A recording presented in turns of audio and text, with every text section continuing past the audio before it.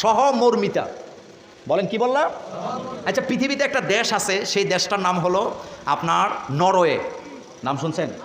শান্তির দেশ। 10টা শান্তির দেশের একটা হলো কি নরওয়ে। খুব মনোযোগ দেন কথাটা। নরওয়ে আপনি যদি ক্ষুধার্ত হন, কোনো হোটেলের সামনে গেলে আপনার কাছে টাকা নাই, খানা নিয়ে চিন্তা করার কোনো দরকার নাই। আপনি হোটেলের ভিতরে ঢুকবেন, শুধু মুখটা একটু খরচ করবেন যে আমার কাছে কি নাই, টাকা নাই, আমি খাইতে চাই, দেখবেন আপনাকে খাওয়াই দিবে, কিচ্ছু বলবে না।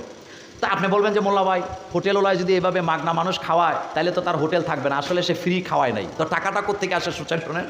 নরওয়েতে মানুষেরা হোটেলে যাইয়া টাকা জমা দেয়। সেটা যেমন একজন লোক যাইয়া এক হোটেলে 1000 টাকা জমা দিব, দিয়ে বললো যে ভাই আমি 1000 টাকা জমা দিলাম। কোনো পথিককে বা গরিব মানুষকে, ক্ষুধার্ত ব্যক্তিকে তুমি 10 জন ব্যক্তিকে খাওয়ায় দিবা 100 টাকা করে, 100 টাকা করে। ওই হোটেল মালিক এটা ডায়েরিতে লিখে রাখে, 10 জন